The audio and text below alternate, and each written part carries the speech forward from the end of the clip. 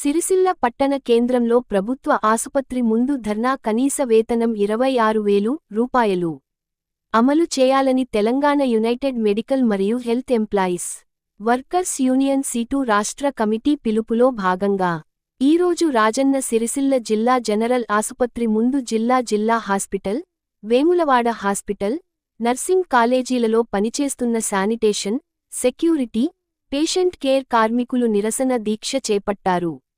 హాస్పిటల్లో పనిచేసే కార్మికులకు గవర్నమెంట్ నిర్ణయించిన వేతనాన్ని ఇవ్వాలని, కాంట్రాక్టు పద్ధతిని రద్దు చేయాలని, 11,000 జీతంతో బ్రతకడం కష్టంగా మారిందని కార్మికులు ఆవేదన చెందారు. నెలకు కనీస వేతనం 26,000 రూపాయలు చెల్లించాలని డిమాండ్ చేశారు.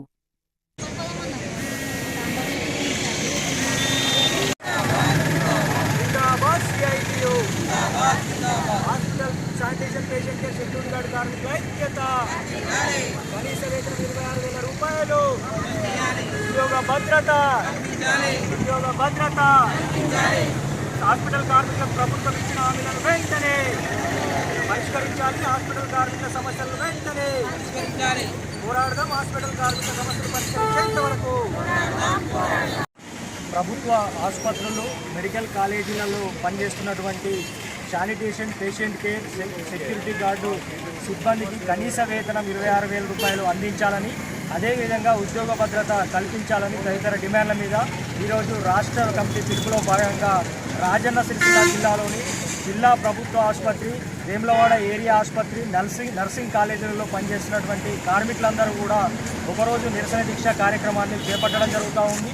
మరి ప్రధానంగా తెలంగాణ రాష్ట్రంలో అధికారంలో ఉన్నటువంటి కాంగ్రెస్ ప్రభుత్వం ఎన్నికల సందర్భంగా మరి ఆసుపత్రుల్లో పనిచేస్తున్నటువంటి కార్మికులకు మరి ఉద్యోగ భద్రత కల్పిస్తానని కాంట్రాక్టు విధానాన్ని రద్దు చేసి ప్రభుత్వం ద్వారానే వేతనాలు, కనీస వేతనం 26,000 రూపాయలు అందిస్తామని తదితర హామీలు ఇవ్వడం జరిగింది. ఇచ్చినటువంటి హామీలను 2.5 సంవత్సరాలు అవుతున్న అధికారులకు వచ్చి ఏ ఒక్క హామీని కూడా అమలు చేయనటువంటి పరిస్థితి ఉంది.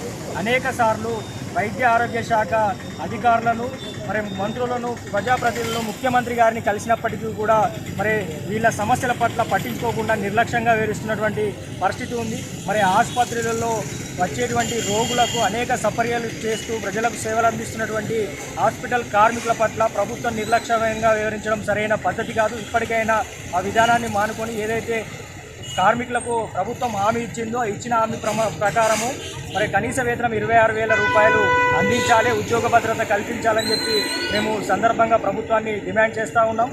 అదేవిధంగా ప్రస్తుతం కాంట్రాక్టు పద్ధతిలో ఉన్నటువంటి వీరికి 15,600 రూపాయల వేతనం జీవో నంబర్ 60 ప్రకారం రావాలి. కానీ కాంట్రాక్టర్లు మరి వేతనంలో పిఎఫ్ డబ్బులను కార్మికులకు కట్టేటువంటి కాంట్రాక్టర్ కట్టాల్సినవి కూడా కార్మికుల నుండే కడియేయడం జరుగుతూ ఉంది. శ్రమ దోపిడీ గురి చేయడం జరుగుతుంది. కేవలం 11,000 వేతనం మీద వస్తున్న పరిస్థితి ఉంది. 11,000 వేతనంతో కార్మికులు వారి కుటుంబాలను ఎలా పోషించుకుంటారని మేము అడుగుతూ ఉన్నాము. పెరిగిన ధరలకు అనుగుణంగా కార్మికులు అనేక ఇబ్బందులు ఎదుర్కొన్న పరిస్థితుల్లో ప్రభుత్వం వెంటనే స్పందించాలి. కాంట్రాక్టు వ్యవస్థను రద్దు చేసి ప్రభుత్వమే నేరుగా కార్మికులకు జీతాలు అందించే విధంగా చర్యలు తీసుకోవాలని మేము డిమాండ్ చేస్తూ ఉన్నాము.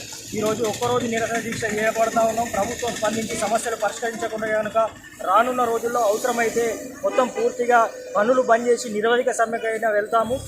కాబట్టి ప్రభుత్వం వెంటనే స్పందించి సమస్యలు పరిష్కరించాలని డిమాండ్ చేస్తాము. 26,000 రూపాయలు